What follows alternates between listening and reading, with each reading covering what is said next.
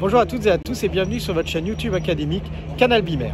Je suis très heureux de vous présenter cette émission aujourd'hui depuis le port de Sète où se déroule la manifestation Escale à Sète sur la culture et le patrimoine maritime.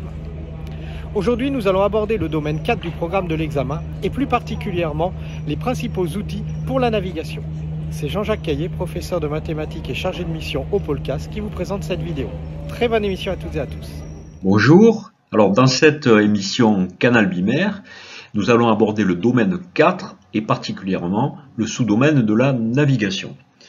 Il s'agit d'acquérir quelques bases, éléments essentiels sur la préparation d'une navigation qui comporte des éléments de météo, la route que nous distinguerons du cap, nous allons l'aborder, le navire, et la partie importante et centrale va concerner les instruments de navigation, rose des vents, compas magnétique, boussole, hémisphère, méridien, latitude, longitude. Nous ne parlerons pas de carte marine qui fait l'objet d'une autre émission, Canal Bimer, et que nous vous conseillons de visionner avant ou après celle qui est en cours. Alors voyons le plan de cette émission. Dans une première partie, nous rappellerons quelques méthodes simples pour s'orienter sur Terre. Ensuite, les deux nord et la rose des vents associés, nord magnétique, nord géographique. Puis les dispositifs de compas magnétique, boussole qui sont utiles à la navigation. Dans une quatrième partie, des rappels de géographie sur les notions de coordonnées à la surface de la Terre, méridien, hémisphère, latitude, longitude. Puis nous verrons la carte Mercator qui est une carte donc utile en navigation maritime. Puis une partie importante sur la différence entre les routes et les caps. Enfin, les paramètres de météo et du navire qui sont essentiels donc à prendre en compte pour une navigation, et nous terminerons par quelques questions d'examen. Alors la navigation est une activité humaine ancestrale et les traces historiques que nous en avons, particulièrement en Méditerranée, nous montrent que les premiers navigateurs s'écartaient fort peu des côtes, ils faisaient du pilotage côtier, comme on dit à l'heure actuelle. Ici en jaune, un trajet possible suivi par les navires embarquant des soldats à destination de la Terre Sainte en partant d'Arles pour les croisades. On constate que ce trajet s'éloigne peu des côtes de la Méditerranée. Alors faisons maintenant un bond de quelques siècles vers notre époque, et on sait bien que pour traverser une mer ou un océan au large, donc lorsqu'on n'a plus de vue sur la côte, il s'agit de savoir conserver une direction pour atteindre une destination. Alors ici on voit un navigateur en course, donc dans la course du Rhum dans les années 80, qui a le regard, vous le voyez, fixé sur un instrument qu'on appelle le compas, dont on va parler dans cette émission, et qui précisément lui permet de rester sur une route au préalable tracée sur une carte. C'est tout le but de la navigation. Alors nous sommes maintenant à l'intérieur d'un bateau de course plus récent, lors du Vendée Globe 2016. Il y a toujours un compas sans doute dans le cockpit, mais ici nous avons un ensemble d'instruments de navigation. On distingue clairement à l'écran ici un écran donc de type afficheur informatique sur lequel on devine que la route suivie par le navire apparaît, et puis bien d'autres instruments d'aide à la navigation sur ce tableau de bord. Il n'est pas dans les objectifs des émissions que nous faisons sur Canal Bimer d'aller aussi loin, et notamment sur ces aspects-là de la navigation, donc assistés par informatique et par le GPS entre autres, mais de rester sur les domaines essentiels à connaître que tout navigateur, même très assisté électroniquement, doit maîtriser pour la conduite de son navire. Alors commençons maintenant par quelques points essentiels de connaissances géographiques sur notre Terre, avec le pôle Nord, le pôle Sud, le pôle Nord qu'on appelle pôle Nord géographique ou Nord vrai, qui est le point d'intersection de l'axe de rotation de la Terre avec la sphère terrestre qui est partagée donc en deux parties égales, hémisphère nord, hémisphère sud, par l'équateur comme on sait. Mais ce n'est pas le seul pôle nord qui est en jeu dans la navigation.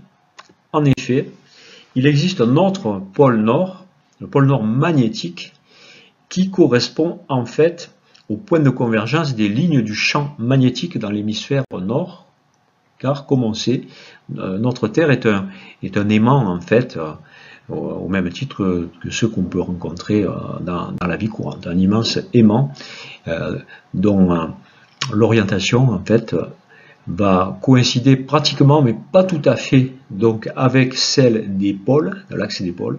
Vous voyez qu'il y a un décalage là.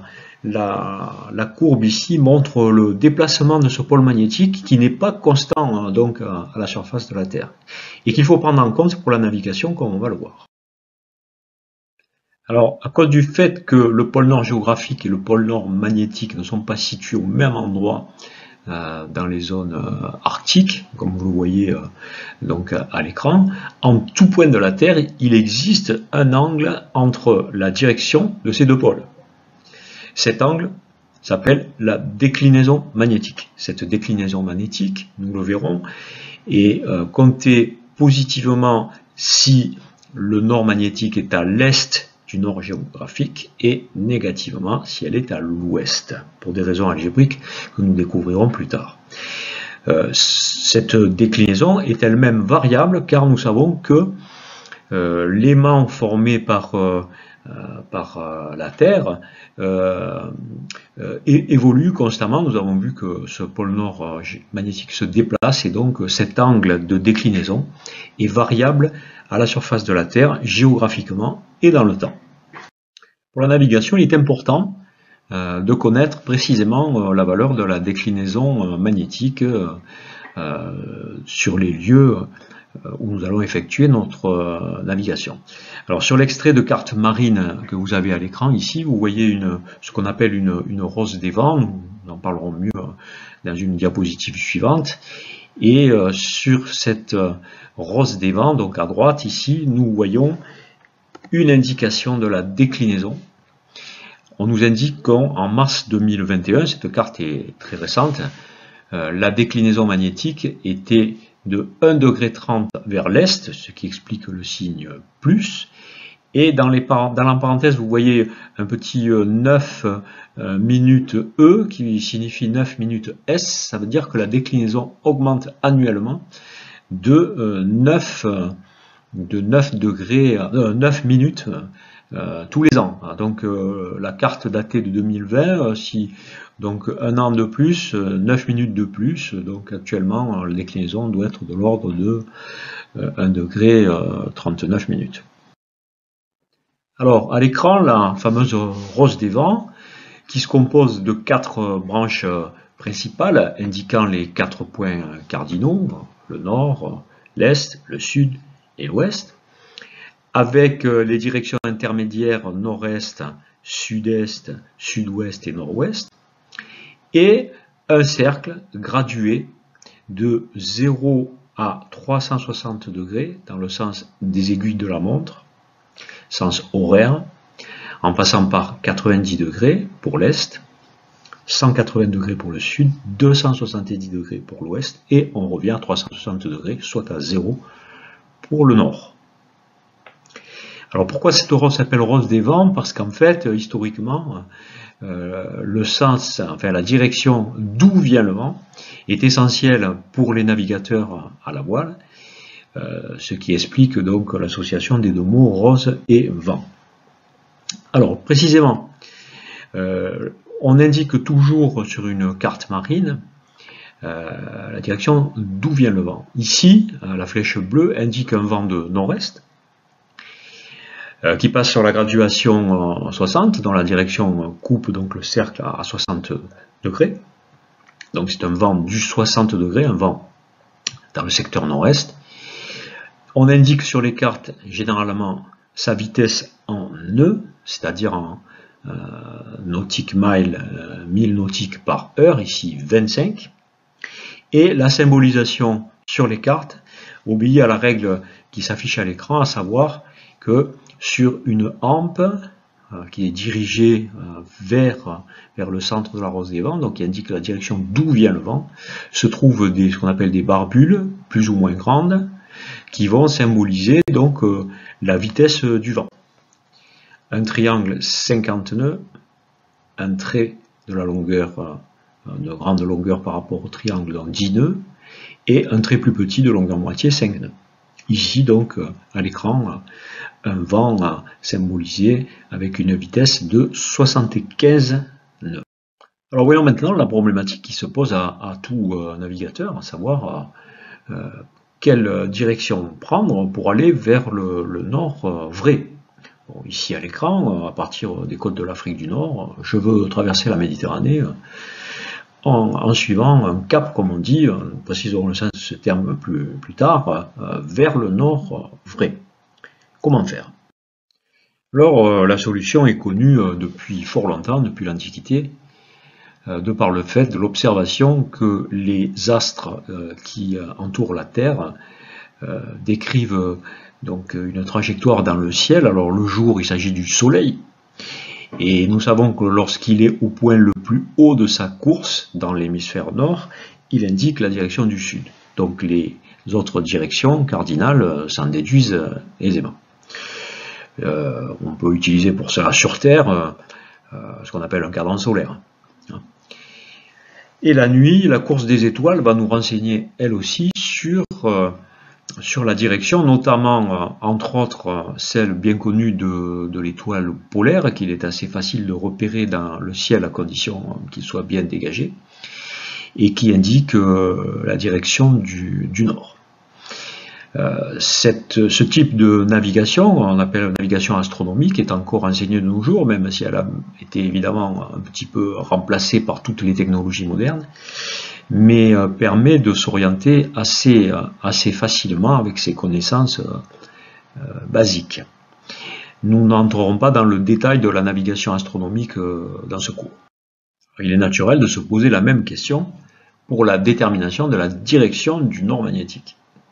Alors la réponse ici a été trouvée plus récemment dans l'histoire de la navigation, aux alentours du XIIIe, XIVe siècle, où les Chinois auraient les premiers trouvé les propriétés magnétiques d'un petit aimant, donc pouvant circuler librement à la surface d'un liquide, par exemple, ce qu'on appelle une boussole. Nous allons en parler. Alors à l'écran, on distingue à gauche donc une boussole. Vous en avez peut-être déjà utilisé une si vous avez fait de la course d'orientation ou bien de la randonnée en montagne, sur le terrain. De quoi se compose une boussole? Alors, ce type de boussole donc est constitué d'un support, et à l'intérieur de ce support, on trouve donc une aiguille aimantée qui est mobile sur un axe. Et cette aiguille aimantée donc va s'orienter dans le champ magnétique terrestre et donc va permettre de déterminer la direction du nord magnétique. Alors en effet, on sait que un petit aimant donc va chercher à se rapprocher de l'aimant permanent de la Terre du mieux possible en rapprochant les pôles de non opposés. Le nord attire le sud et le sud attire le nord, sachant que le pôle sud de l'aimant terrestre se trouve à proximité du pôle nord géographique. Alors à bord d'un navire, on trouve l'équivalent d'une boussole qu'on appelle un compas magnétique, mais qui présente une différence importante avec la boussole que nous venons de voir. Dans le compas magnétique, la partie aimantée, qui est en fait rattachée ici à cette couronne, susceptible de se mouvoir sur un pivot, c'est cette partie-là donc qui est mobile. Le reste de l'appareil, le corps, est fixé au navire. Alors dans quel but? Eh bien effectivement, si on observe donc la graduation donnée par l'alidade de visée qui est dans l'axe longitudinal du bateau, on appelle ça la ligne de foi, par simple lecture sur cette couronne, on va voir quel est l'angle formé par le nord magnétique et l'axe du bateau. Alors c'est ce que représente le schéma de droite. Ici, vous voyez que la ligne de foi du bateau, en fait, est orientée vers le 250. Pourtant, ma couronne, mon compas indique 240, mais nous savons pourquoi. Nous avons une déclinaison magnétique.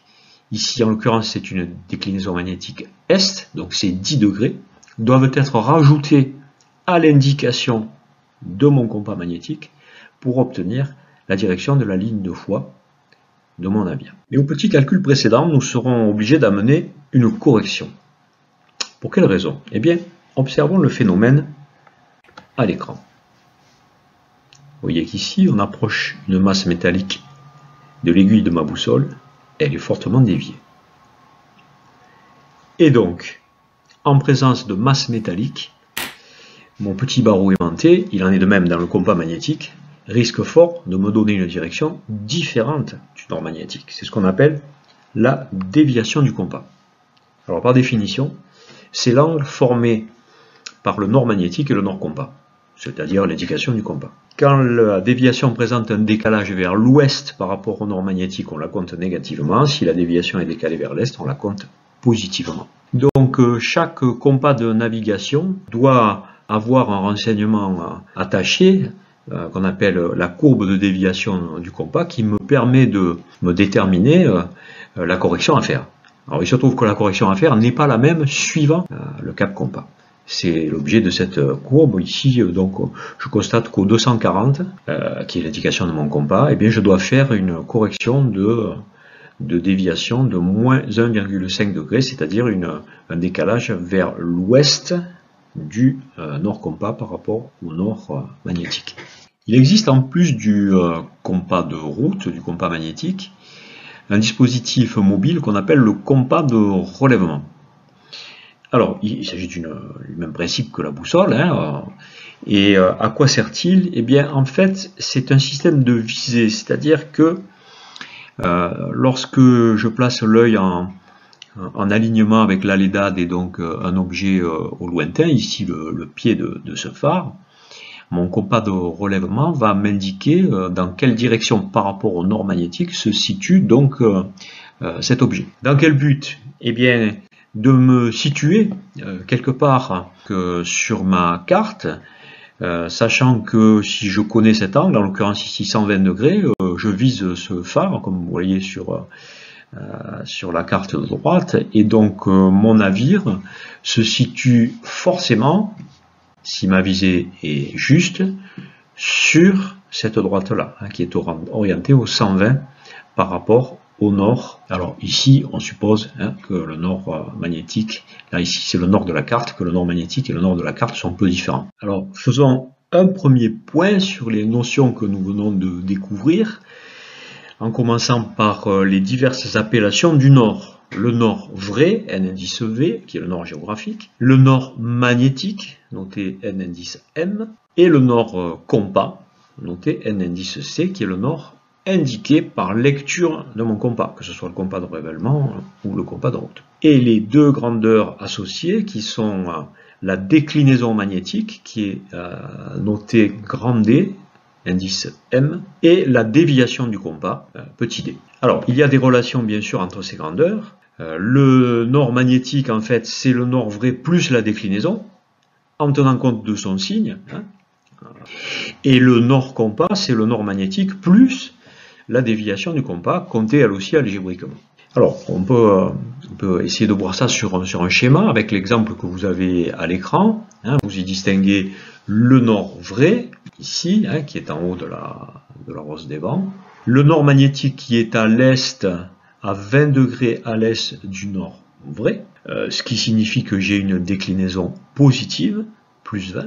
Et le nord compas, qui est à 50 degrés à l'ouest du nord magnétique, donc une déviation négative vers l'ouest. Alors évidemment, c'est très exagéré pour la simplicité de l'exercice. Les valeurs de déclinaison, on l'a vu, sont très faibles à l'heure actuelle, donc sous nos latitudes, et la déviation du compas atteint rarement de telles proportions.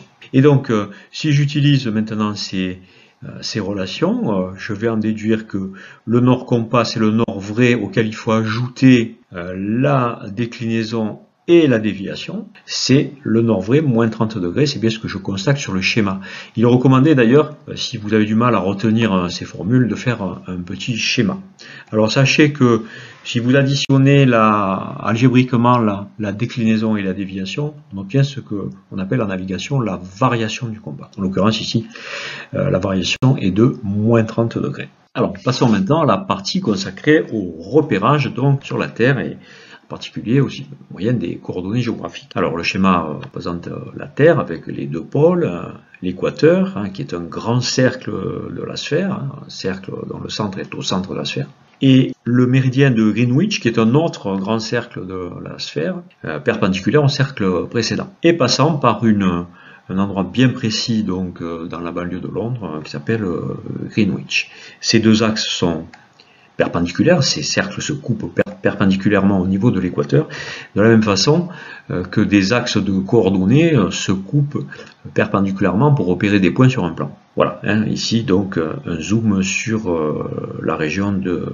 Greenwich, cet axe donc servant de référence, de même que celui de l'équateur. Alors à partir de ces axes de référence, on construit d'abord les parallèles, qui sont des cercles situés dans des plans parallèles à celui de l'équateur, régulièrement espacés, d'où leur nom, parallèle, et un système de cercles qui sont perpendiculaires aux précédents, qui sont tous des grands cercles passant par les pôles nord et sud et qui sont des méridiens au même titre que celui de Greenwich qui sert de référence. Alors une fois qu'on a muni la surface terrestre de ces deux familles de lignes mutuellement perpendiculaires, eh bien on va pouvoir repérer chaque point de la sphère de la même façon qu'on le fait dans le plan avec abscisse et ordonnées, par les lignes parallèles ou méridiennes sur lesquelles est situé le point en question. Mais pour cela, il faut se fixer donc une origine, comme on le fait pour les coordonnées dans le plan. Alors où est cette origine? Eh bien précisément, donc c'est le point d'intersection entre l'équateur et le méridien de Greenwich. Et on va commencer par référencer une des coordonnées d'un point sur la Terre par le parallèle auquel il appartient. Et on va y attribuer une valeur angulaire qui est l'angle au centre formé par donc l'équateur et puis ce parallèle. En l'occurrence ici, vous voyez sur le schéma, le point M appartient au parallèle en rouge qui fait un angle de 45 degrés avec l'équateur. Pour qu'il n'y ait pas de confusion avec le point qui serait symétriquement situé dans l'hémisphère sud, on va faire suivre l'indication 45 de la lettre N pour indiquer qu'on a une coordonnée nord. Ces coordonnées s'appellent les latitudes. Et donc les latitudes vont de 0 à 90 degrés dans l'hémisphère nord et de 0 à 90 degrés dans l'hémisphère sud symétriquement. Ensuite, on va situer le même point sur un méridien. Alors attention, on va considérer le méridien comme la moitié d'un grand cercle. Et on va compter l'écart que fait un méridien avec le méridien de Greenwich.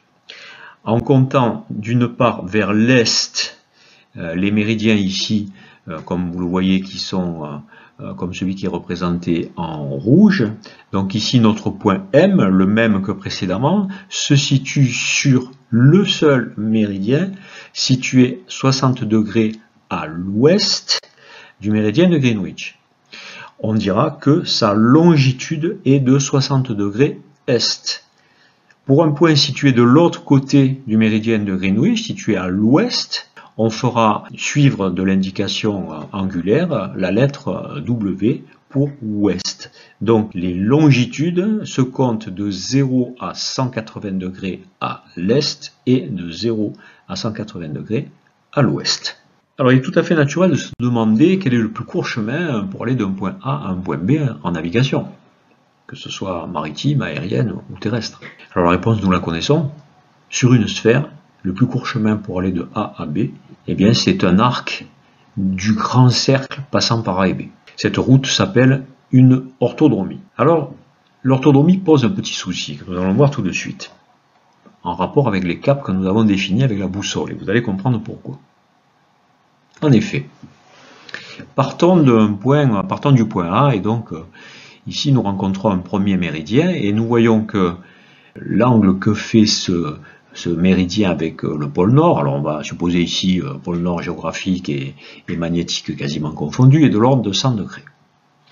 Continuons à avancer en suivant une orthodromie vers le point B.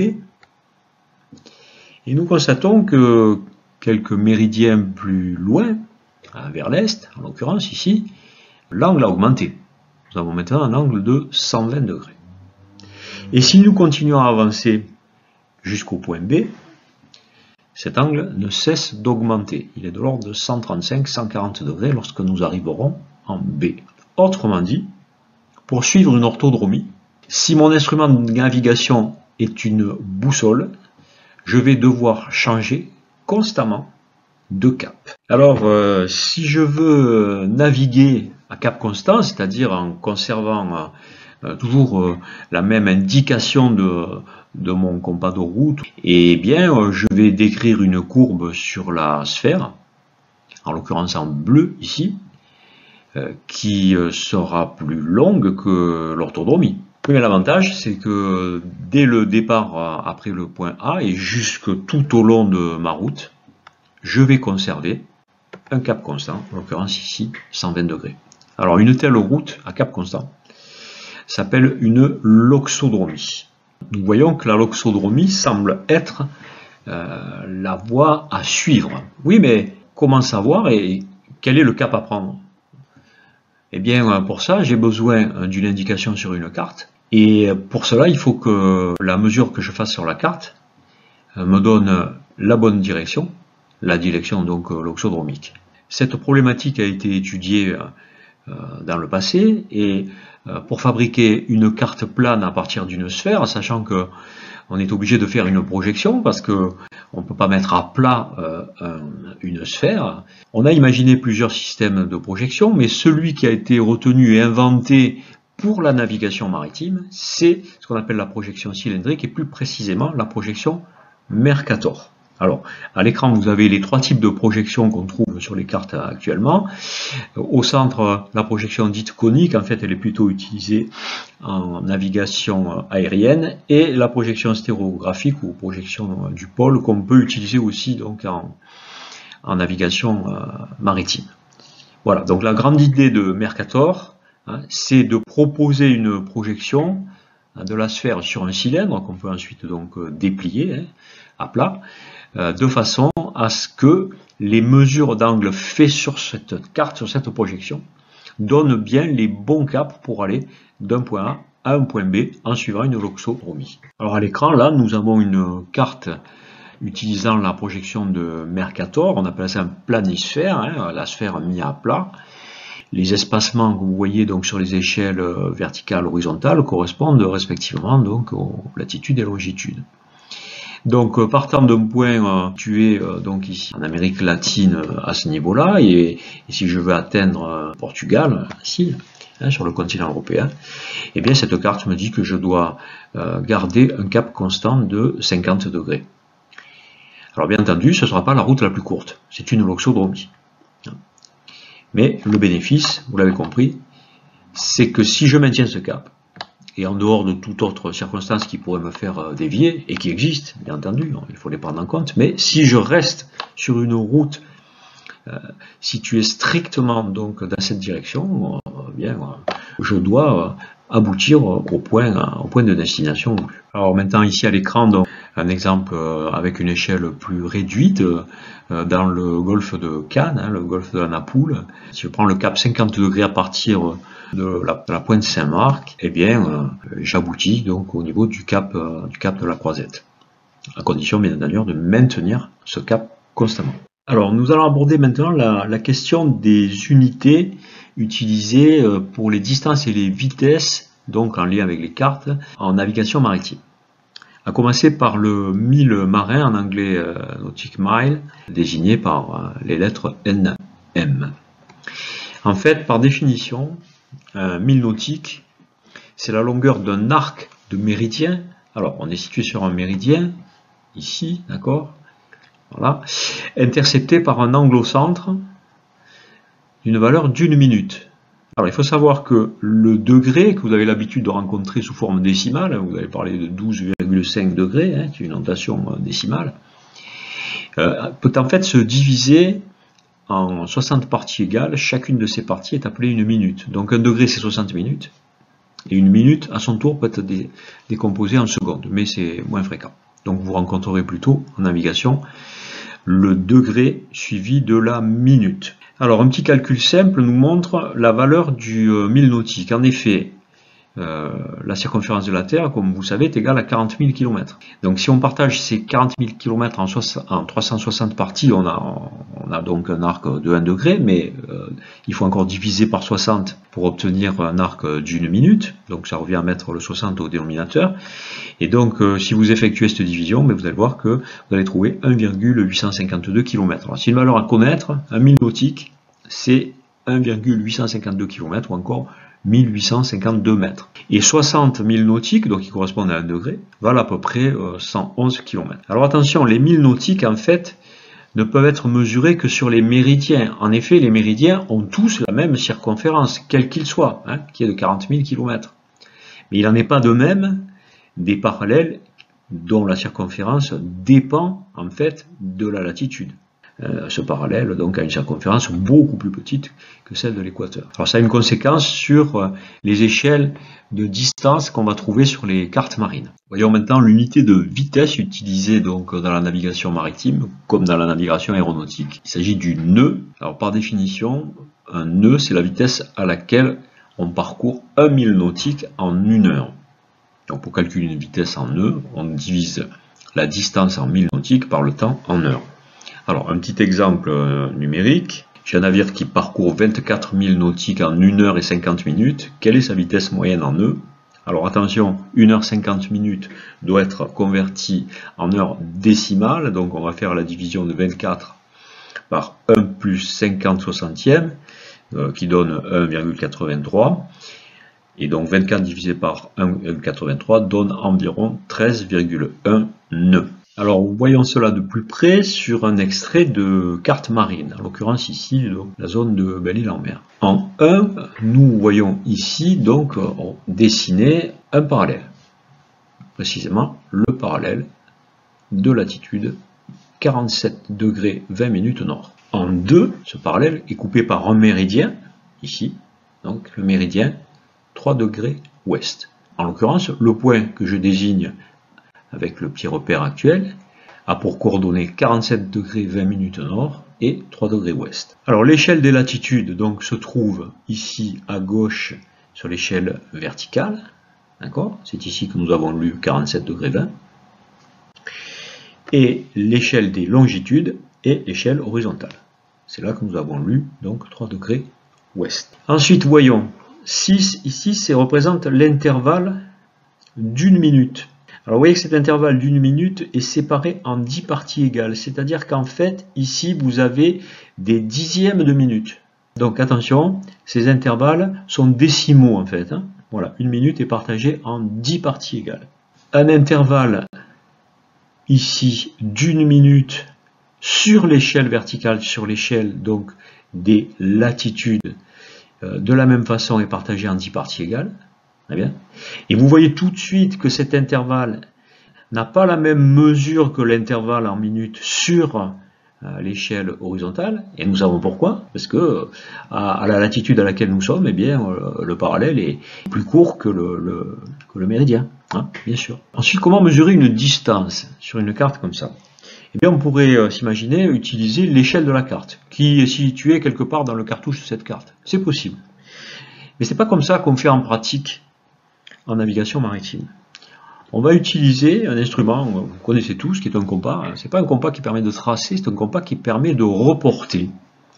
Alors ici, si je veux la distance entre ces deux pointes-là de Belle-Île, eh bien je vais prendre cet écart au compas et je vais aller le placer sur l'échelle, attention, des latitudes. Hein, parce qu'on a dit que les mesures en milles nautiques correspondent donc à la minute sur l'échelle des latitudes. Donc en l'occurrence ici, si je regarde mes graduations, hein, j'ai une distance qui est de l'ordre de, vous avez 1 minute et 4 dixièmes, donc 1,4 milles nautiques. Alors nous abordons maintenant les outils de la navigation au service de la préparation d'une navigation et de son suivi auprès des côtes ou au large. Alors, la différence entre route et cap, commençons par les routes. Et la notion première de route vraie, notée R10V, qui par définition est l'angle entre le nord vrai et la direction suivie par le navire tracée sur la carte. Donc il faut bien être clair là-dessus, une route se trace sur une carte. Et ensuite, on va utiliser un instrument de mesure d'angle approprié, on pense à la règle CRA ou au rapporteur breton ou autre. Vous avez une démonstration dans une des capsules donc dédiées aux cartes sur Canal Bimère, donc je ne m'étends pas trop sur cette méthode. Voilà, une fois la route tracée, si la navigation le permet, donc je vais aboutir au point que j'ai prévu donc comme destination. Ensuite, la notion de route fond, notée R10F, qui est en fait le chemin suivi effectivement par le navire en projection sur le fond de la mer, que l'on peut évidemment rapporter sur la carte. C'est une route effectivement par rapport à la Terre, c'est la route réelle. Celle que on va pouvoir tracer en faisant des relevés GPS ou des points de relèvement avec un compas de relèvement au fur et à mesure de sa progression. C'est une route physique, donc on part d'un point qu'on a bien déterminé par ses coordonnées et on aboutit à un autre point. Évidemment, il peut y avoir de grosses différences entre la route fond et la route vraie. Et enfin, troisième notion de route, la route surface, notée R10S, qui est en fait la direction du navire par rapport à la surface de l'eau. Alors effectivement, on sait bien que l'eau est un fluide et susceptible de se déplacer pour diverses raisons, la marée, le vent, des courants permanents dans les océans ou dans les mers, c'est la notion de courant. Et mon navire donc va être dévié donc par ce courant, ce qui va produire une différence entre sa route fond et la route surface qui est donc la trajectoire ou direction du navire par rapport à la surface de l'eau. Alors bien évidemment, en absence de courant, la route surface est égale à la route fond. Alors, le schéma que vous avez donc à l'écran vous représente donc cette situation avec un courant de gauche à droite qui va dévier le bateau sur tribord. Et la construction effective sur la carte de ces routes pour la prise en compte du courant, en fait, est une construction vectorielle. Donc on va considérer un intervalle de temps donné, sur 1 heure par exemple, et donc connaissant la vitesse du courant et sa direction, et connaissant la vitesse surface et sa direction, on va pouvoir en déduire donc la vitesse sur le fond, et donc par conséquent la route fond. Nous verrons ça dans un exemple sur une diapositive suivante. Alors abordons maintenant la notion de cap, que nous avons un petit peu effleuré depuis le début de cette émission. Précisément, un cap se rapporte à l'axe longitudinal du navire, en commençant par le cap compas, qui est noté CC, dont nous avons déjà parlé, qui est l'angle donc entre le nord du compas et l'axe du navire. En fait, c'est le cap que je vais lire sur le pont du navire ou dans le cockpit avec mon compas de route. Alors, sur le schéma qui apparaît, nous avons fait apparaître le nord compas, le nord vrai, le nord magnétique, dont nous avons déjà parlé. Et donc ici, l'indication de 240 degrés se réfère au nord du compas. Mais n'oublions pas qu'il peut y avoir présence d'une déclinaison magnétique et d'une déviation du compas qui nous obligera donc à évaluer, réévaluer, calculer la direction de l'axe de mon bateau par rapport au nord vrai. C'est celle qui m'intéresse pour un report éventuel sur la carte. On considère ensuite le cap magnétique qui, très logiquement, noté C110M, est l'angle entre le nord magnétique et toujours l'axe du navire. En fait, le cap magnétique est plutôt considéré comme un intermédiaire de calcul, il est peu utilisé. Hein. Donc vous retrouvez le schéma précédent dans lequel l'angle de 210 degrés donc en fait est un cap magnétique puisqu'il est référé au nord magnétique. Alors, dans tous ces petits exercices de calcul, il est recommandé de faire un schéma pour placer les nords considérés et du coup les déclinaisons et les déviations pour s'y retrouver. Et enfin le cap vrai qui est noté C indice V et qui est l'angle entre le nord vrai et l'axe du navire. En fait c'est le cap qui viendra d'un tracé de route sur la carte marine. Alors dans le schéma que vous retrouvez ici, donc vous voyez là donc la présence de cet angle de 230 degrés qui est bien référé donc au nord vrai. Et pour terminer, un dernier élément qui est important à prendre en compte, la dérive en effet qui est une conséquence du vent sur les structures du bateau, que ce soit les voiles ou les structures mortes, les œuvres mortes comme on dit.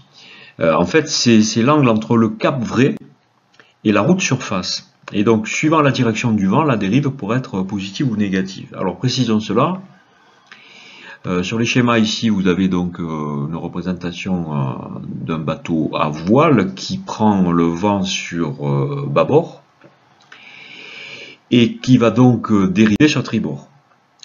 Donc, sa route sur la surface de l'eau, en fait, est distincte de celle de l'axe du bateau.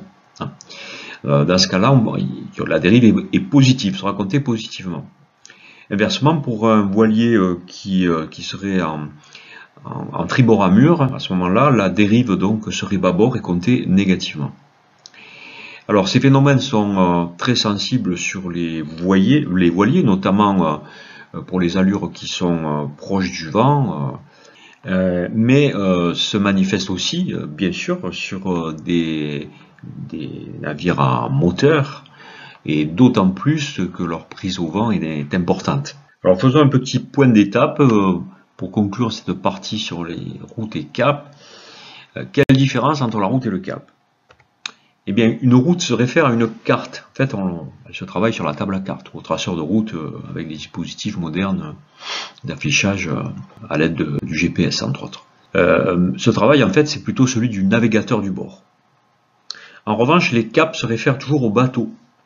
Et en fait, ils sont basés sur l'observation, le contrôle du navire. Et donc, cela relève plutôt du rôle du barreur. Voilà. Donc, il y a un aller-retour constant entre le travail à la carte, qui est le rôle du navigateur, et puis le barreur qui, lui, doit suivre un cap sur son compas de route. Alors, voyons d'abord le passage du cap à la route. C'est-à-dire, pour tracer la route suivie par le bateau, il va falloir transformer le cap, donc en tenant compte des erreurs du compas, la déviation, la déclinaison, puis éventuellement de la dérive due au vent et au courant. Donc, ce qu'on appelle passer du cap à la route. En suivant ce schéma, j'ai donc un cap compas, je vais en déduire un cap vrai, puis une route surface, puis une route fond. Alors, un exemple pour illustrer. Premier passage, passage du cap compas au cap vrai. En fait, le cap vrai, c'est le cap compas auquel il faut ajouter la variation du compas, c'est-à-dire d'une part la déclinaison magnétique et la déviation du compas. Alors, si j'ai un cap compas dans cet exemple de 120 degrés, c'est ce que je lis donc sur mon compas de route, dans l'hypothèse où j'aurai une déclinaison de 4 degrés est, que je lirai sur la carte, donc en tenant compte, comme on l'a dit, de la variation annuelle, et sachant que la déviation de mon compas de route est de 9 degrés est, ce que je lis sur la courbe de déviation du compas correspondant à un cap de 120 degrés, je fais un petit calcul et j'en déduis que le cap vrai est donc de 133 degrés, c'est-à-dire la direction de l'axe longitudinal de mon bateau par rapport au nord vrai. Passons maintenant à la deuxième étape qui consiste à passer du cap vrai que nous venons de déterminer à la route surface. Et rappelons que ce qui fait la différence entre le cap vrai et la route surface, c'est la dérive éventuelle du navire sur la surface de l'eau. Alors, revenons à notre exemple. Pour déterminer cette route surface, eh bien, il faut que j'ajoute la dérive algébriquement à mon cap vrai.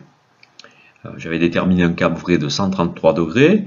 Mon navire vogue mon voilier donc tribord amur, je considère qu'il a une dérive négative de l'ordre de 5 degrés, donc je vais compter négativement, donc moins 5 degrés.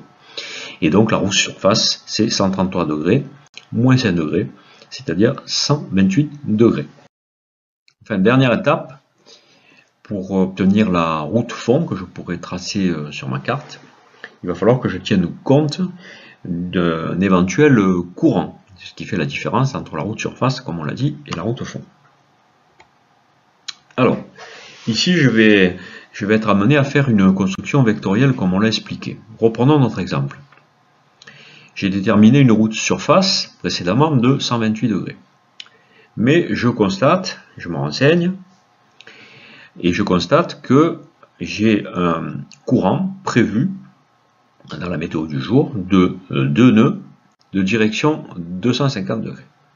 Alors, on va faire un calcul en se basant sur une durée d'1 heure de navigation. Donc, 2 nœuds en 1 heure, je vais parcourir 2000 nautiques dans la direction du 250. Plus exactement, c'est le courant qui va parcourir cette distance. Ensuite, j'évalue la vitesse de mon bateau à 8 nœuds, donc dans le même intervalle de temps, en 1 heure, il va parcourir 8000 nautiques. Alors, cette vitesse du bateau, je peux l'estimer, donc je peux la lire sur le LOC, qui est l'indicateur de vitesse anémomètre de mon bateau par rapport à l'eau, ou bien par ce qu'on appelle la polaire des vitesses, mais on y reviendra. Je vais reporter sur la carte donc le point de départ et je fais cette construction géométrique, donc basée sur mon vecteur vitesse qui a une longueur de 8000 nautiques dans la direction que j'ai déterminée précédemment, dans le 128. Et au bout de ce vecteur, je mets le vecteur courant, donc pour l'ajouter, de longueur 2000 nautiques dans le 250. Et j'obtiens un point d'arrivée.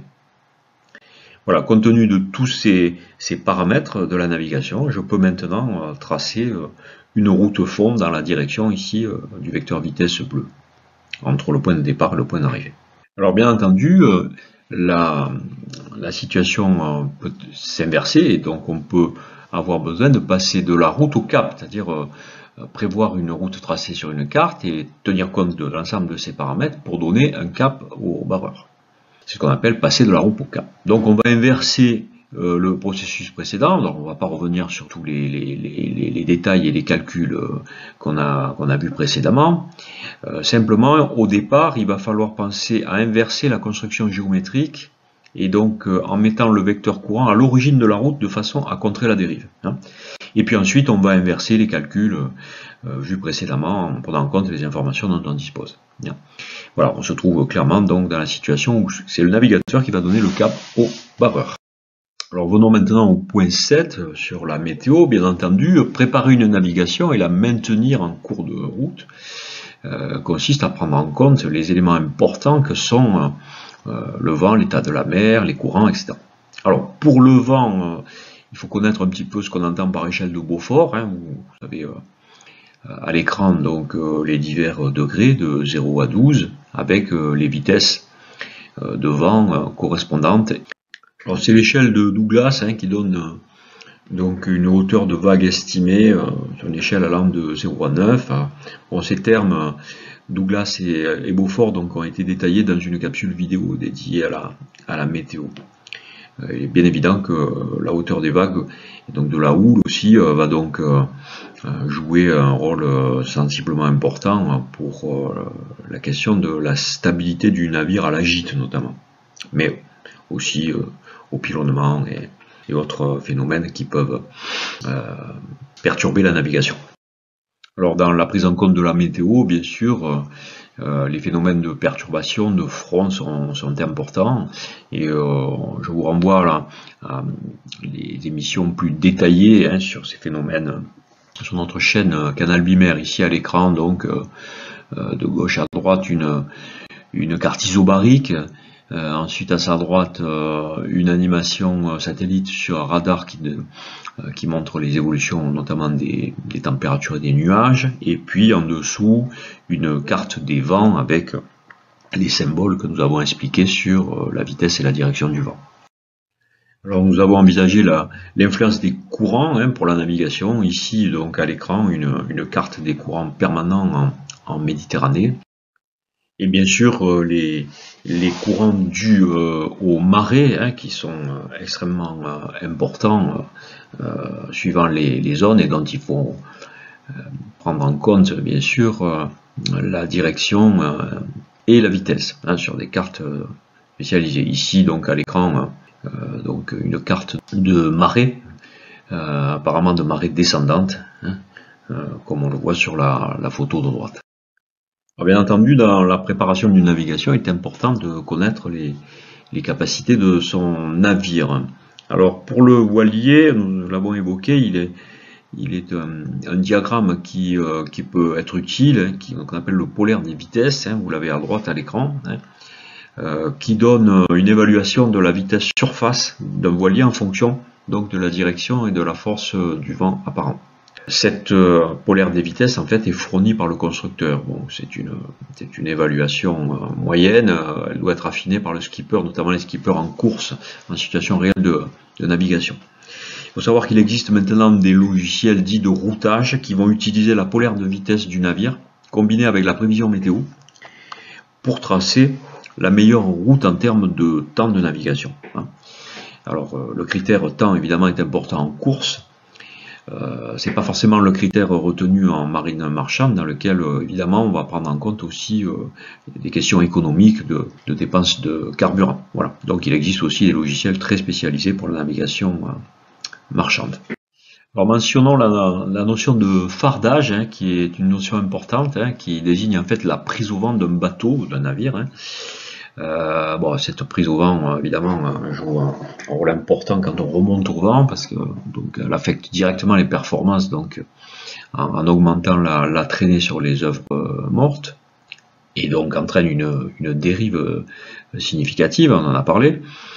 Le fardage, c'est aussi un problème pour les grands navires, avec un faible tirant d'eau et une grande hauteur au-dessus de l'eau, et une prise au vent qui va poser problème, comme vous voyez sur la photo en haut à droite, partant bien établi, frais, empêchant, enfin, ou en tout cas rendant difficile l'accostage du grand navire. Alors, les navires particulièrement handicapés par leur fardage sont souvent les navires rouliers dits ro-ro, et donc les transporteurs de véhicules, comme vous en voyez une photo à l'écran en bas. Et enfin, pour terminer, la notion de manœuvrabilité d'un navire, qui est évidemment très importante à prendre en compte pour la navigation. Alors je vous laisse prendre connaissance des détails de chacun de ces paramètres. Évidemment, la forme du navire va jouer, enfin la forme de la carène, mais pas seulement, son tirant d'eau également, suivant qu'il est plus léger ou plus chargé. L'assiette également, suivant qu'il est sur une assiette avant ou arrière. La gîte aussi, bien sûr, et puis un paramètre très important, l'inertie d'évolution du navire sur l'eau, avec un terme qu'il faut peut-être retenir, qu'on appelle l'air d'un bateau, qui désigne la vitesse qu'il garde lorsqu'il n'y a plus de propulsion. Voilà, toutes ces notions donc évidemment sont à prendre en compte dans une navigation, notamment pour l'appareillage, l'accostage, mais aussi en mer. Maintenant, 5 questions QCM d'examen tirées des sessions précédentes. Première question, une boussole indique, première réponse, le sens du vent, le nord magnétique, l'orientation du courant ou le nord des cartes. On va se réfléchir. Bien évidemment, il s'agit du nord magnétique. Question suivante qui est formulée en anglais. If you travel 20 nautical miles at a speed of 10 knots, how long will it take? 20 minutes, 60 minutes, 120 minutes, 1 heure et demie. Clairement, la réponse est 120 minutes, 20 000 à 10 nœuds. 20 divisé par 10, c'est 2, donc 2 heures, soit 120 minutes. Question suivante, formulée également en anglais. Latitude lines run very fast, vertical, horizontal depends which way you hold the chart. Bien évidemment, les latitudes sont des lignes horizontales parallèles à l'équateur. Question suivante sur le quadrillage de la Terre. Je vous laisse prendre connaissance des 4 réponses proposées qui se rapportent donc aux lignes horizontales ou verticales.